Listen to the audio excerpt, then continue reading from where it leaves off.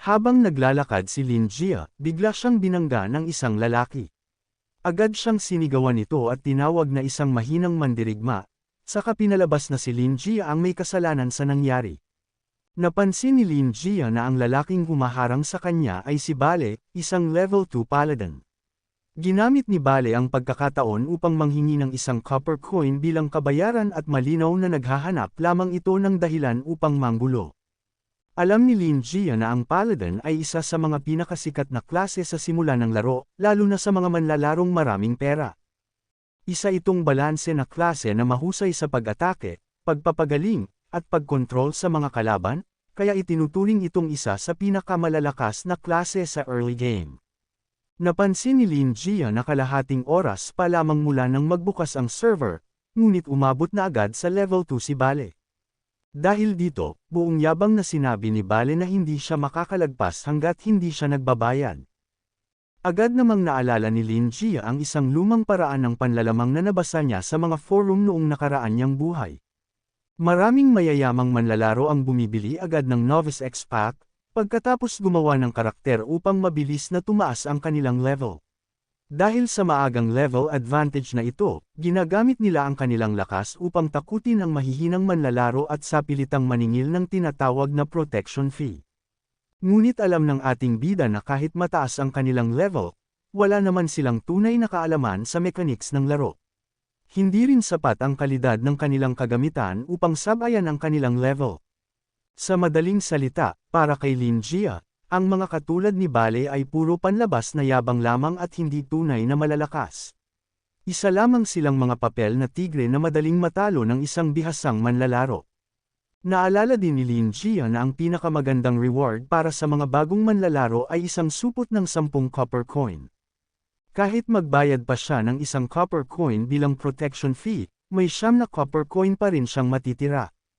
Ngunit para kay Lin Jia, hindi ito tungkol sa halaga ng pera. Pagkatapos nito, tumingin siya kay Bale at malamig na sinabing, "Bakit ko naman ibibigay sa iyo ang pinaghirapan kong pera?" Sa isang iglap, malinaw na ipinakita ni Lin Jia na wala siyang balak magbigay kahit isang barya sa mga bully na umaasa lamang sa kanilang mataas na level upang mang-api ng ibang manlalaro. Sumigaw naman si Bale habang naghahanda itong umatake, at buong yabang na sinabi na mas malakas siya kaysa kay Lin Jia. Sinabihan pa niya itong burahin na lamang ang kasalukuyan niyang karakter at magsimulang muli dahil wala umano itong pag-asang manalo. Ngunit hindi nagpatinag si Lin Jia. Sa halip, mabilis siyang kumilos at sinalubong ang pag-atake ni Bale. Sa kanilang unang banggaan, agad na napahinto ang espada ni Bale. Kahit anong lakas ang ilagay niya sa kanyang sandata, hindi niya ito maitulak pa sulong. Nagulat si Bale nang mapagtanto niyang hindi gumagana ang inaasahan niyang lakas. Sa kabila ng mas mataas niyang level, hindi niya magawang madaig si Lin Jia kahit sa harapang sagupaan. Sarkastikong ipinaliwanag ng ating bida na ang gamit niya ay ang kanyang paunang talento na tinatawag na Grip Strength Amplification. Dahil sa talentong ito, lumalakas ang kapit ng kanyang mga daliri, kaya halos imposibleng maagaw o mapakawalan niya ang kanyang sandata. Isa rin itong talento na nagbibigay ng mataas na resistensya laban sa pagpisil sa mga kalaban. Nang marinig ito, natawa si Bale at kinutya si Lin Jia. Sinabi niyang iyon ang walang kwentang talento na hindi man lang pipiliin ng kahit sino, dahil ang silbi lang umano nito ay ang mas mahigpit na paghawak sa sandata. Sa paningin ni Bale, isa itong napakahinang talento. Ngunit hindi niya alam na ginagamit ito ni Lin Jia sa paraang hindi kayang isipin ng ordinaryong manlalaro. Napangisi naman ang ating bida at malamig na tumingin kay Bale. Sinabi niya na maaaring walang silbi ang talentong iyon sa paningin ng iba, ngunit para sa kanya, ito ang pinakamalakas na talento sa buong laro. Kasabay ng kanyang mga salita, bigla niyang inilabas ang tunay na kapangyarihan ng Grip Strength Amplification. Sa sobrang higpit ng kanyang kapit, tuluyang nawalan ng laban si Bale at hindi na nito nabawi ang kanyang sandata. Sa tindi ng pagkakapisil ni Lin Jia sa kanyang kamay, napaiyak si Bale sa matinding sakit. Hindi siya makapaniwalang naagaw ang kanyang sandata gamit lamang ang kanyang kamay. Ipinaliwanag naman ni Lin Jia na bagamat itinuturing ng iba na walang kwenta ang Grip Strength Amplification, isa itong talento na may nakakagulat na kakayahan. Sa tulong nito, kaya niyang salagin ang mga simpleng pag-atake kahit walang armas. Habang tumataas ang kanyang strength, lalo ring lumalakas ang epekto ng talentong ito. At kapag mas mataas ang kanyang lakas kaysa sa kalaban, kaya niyang piliting mabitawan ng kalaban ang sandata nito sa pamamagitan lamang ng kanyang napakalakas na pagkakahawak. Napabuntong hininga ang ating bida. Napagtanto niyang kayanan niyang maagaw ang sandata ng kalaban sa mismong sandaling iyon. Ang level 2 paladin na kanyang kaharap ay mas mahina pa ang lakas kaysa sa isang bagong likhang karakter dahil hindi ito naglaan ng kahit isang stat point sa strength. Dahil dito, napaisip si Lin Feng na isa lamang itong baguhang walang alam sa tamang paraan ng paglalaro ng laro. Ngunit ang hindi alam ng kalaban ay ang napili niyang talent na Grip Strength Amplification ay isa sa pinakamalalakas na talento ng warrior class kapag umabot ito sa mas mataas na antas. Sa kalaunan, maaari itong mag-evolve sa Titan's Grip, isang maalamat na kakayahan na nagbibigay daan upang magamit ang isang dambuhalang 200 Dragon Slaying Greatsword gamit lamang ang isang kamay. Ngunit ang advancement na ito ay maa-unlock lamang ng mga manlalarong pinili ang Grip Strength Amplification noong unang ginawa nila ang kanilang karakter. Sa sandaling iyon, dumating ang mga gwardya ng nayon. Agad na nagtakbuhan ang ibang manlalaro upang umiwas sa gulo. Tuwang-tuwa si Bale at agad nitong sinabi na patay na si Lin Jie dahil ipinagbabawal ang pakikipaglaban sa loob ng safe zone. Sigurado raw siyang papatayin ng mga gwardya si Lin Jie sa mismong lugar. Pagkatapos ay nagsumbong pa ito sa mga gwardya at itinuro nito ang ating bida bilang taong umatake sa kanya sa harap ng maraming tao. Ngunit nanatiling kalmado si Lin Jie. Alam niyang ang mga level 5 na gwardya ng Novice Village ay kayang pumatay ng isang level 1 o level 2 na manlalaro sa isang atake lamang. Kaya nang lapitan siya ng mga gwardya, walang pag-aalinlangang inamin ni Lin Jie na siya nga ang gumawa nito. Ngunit agad niyang ipinaliwanag na ang ginawa niya ay pagtatanggol lamang sa sarili. Nang sabihin ni Lin Jie na pagtatanggol lamang sa sarili ang kanyang ginawa, biglang kumilos ang mga gwardya at sila mismo ang sumalakay sa paladin na unang nagsimula ng gulo. Nagulat si Bale at hindi makapaniwalang siya ang pinaparusahan. Agad itong nagsisigaw at sinubukang pigilan ang mga gwardya. Ipinagmalaki pa nitong isa siyang malaking VIP na gumastos ng napakalaking halaga sa laro, umaasang may liligtas siya nito. Ngunit kalmado lamang si Lin Jie dahil kabisado niya ang mga patakaran ng laro. Sa loob ng safe zone, ang sinumang unang magsimula ng away ang automatikong ituturing ng mga NPC na may kasalanan. Samantala, ang taong ipinagtanggol lamang ang sarili ay hindi mapaparusahan. Sa halip, ang tunay na nagsimula ng gulo ang siyang haharap sa mabigat na kaparusahan mula sa mga gwardya. Habang walang magawa si Bale, walang awang inatake ito ng mga gwardya. Napasigaw na lamang ito at desperadong humingi ng tulong sa mga kasama nito. Dahil dito, tuluyan na itong naglaho sa laro. Makalipas ang ilang sandali, lumitaw ang isang system notification. Bilang kaparusahan, sapilitang pinabayad ang paladin ng isang copper coin bilang kabayaran kay Lin Jie. Napangiti ang ating bida dahil iyon ang isa pang patakaran ng laro. Bukod sa hindi napaparusahan ang biktima ng pananakit sa loob ng safe zone, tumatanggap pa ito ng kabayaran mula sa taong nagsimula ng gulo. Kinuha ni Lin Feng ang isang copper coin at may bahagyang ngiti niyang sinabi na tinatanggap niya ang paghingi ng tawad ni Bale. Matapos tanggapin ang kabayaran, mapang-asar na hinarap ni Lin Jie ang iba pang kasamahan ni Bale.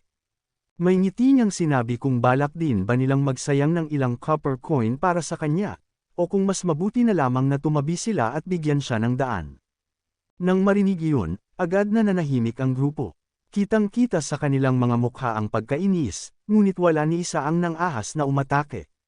Alam nilang kapag sila ang unang kumilos sa loob ng safe zone, sila rin ang haantong sa kaparehong kapalaran ng kanilang kasamahan. Pagkatapos noon, lumapit si Lin Jie kay Alfred upang kunin ang gantimpala para sa mga bagong adventurer.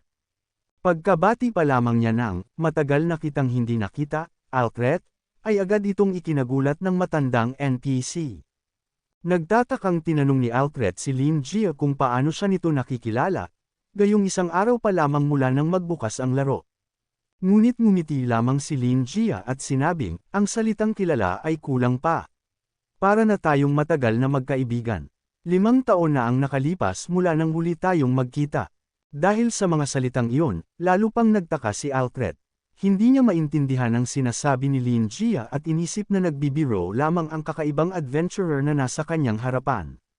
Sinabi ni Alfred na dahil sinunod ni Lin Jia ang gabay ng quest at nakarating siya sa tamang lugar, kwalipikado na siyang tumanggap ng reward bilang bagong adventurer.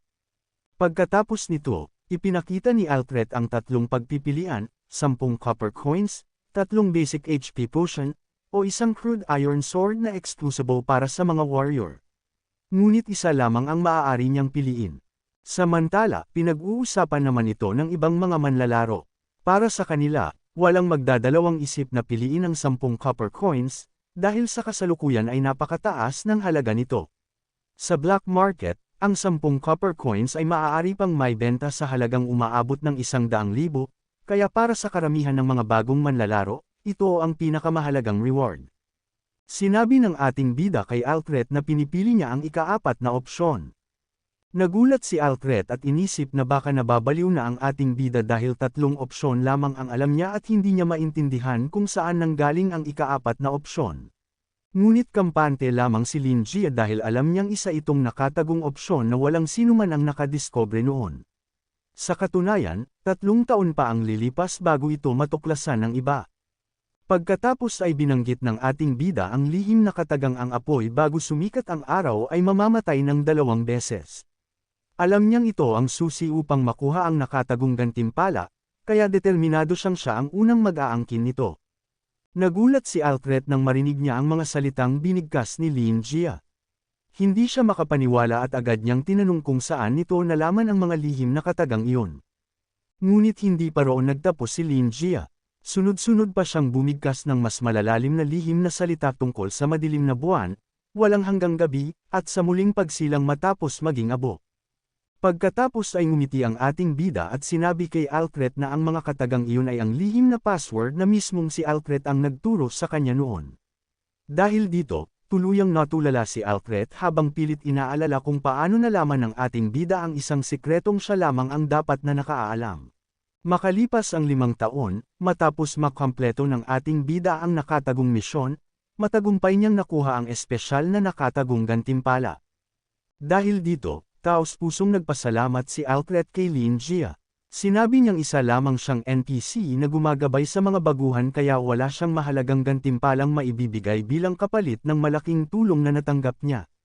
Ngunit sinabi rin ni Alfred na kung sakaling dumating ang araw na mangailangan ng kanyang tulong ang ating bida, kailangan lamang nitong banggitin ang lihim na password.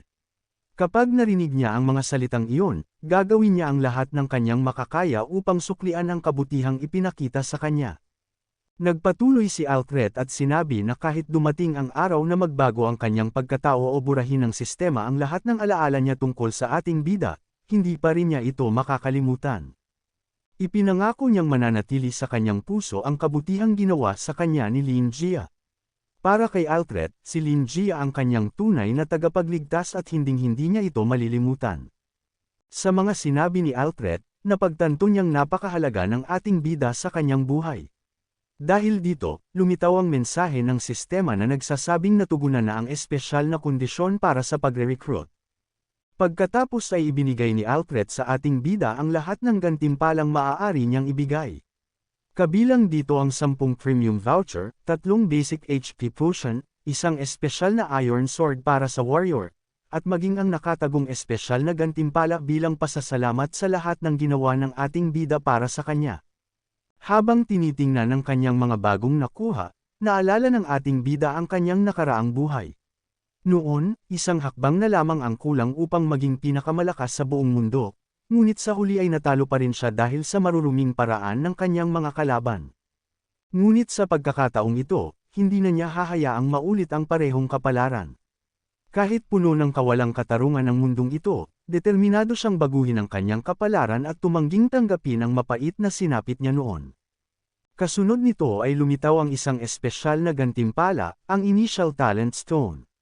Isa itong natatanging item na nakatali lamang sa may-ari nito at may kakayahang magbigay ng isang paunang talento na magiging malaking bentahe ng ating bida sa kanyang bagong paglalakbay. Nang lumitaw ang Initial Talent Stone, agad itong napansin ng mga tao sa paligid. Laking gulat nila nang mapagtantong isa pala itong napakabihirang selective talent gem. Hindi sila makapaniwala dahil ang ganitong uri ng item ay maaari lamang makuha ng isang beses sa bawat account sa simula ng laro. Bukod pa rito, imposibleng mabili ito kahit gumastos pa ng totoong pera, dahilan upang lalo silang mainggit at mamangha sa napakalaking swerteng natamo ng ating bida. Napaisip si Lin Jia, kung nais niyang maging pinakamalakas sa bagong buhay na ito, kailangan niyang magsimula sa pinakamagandang talento.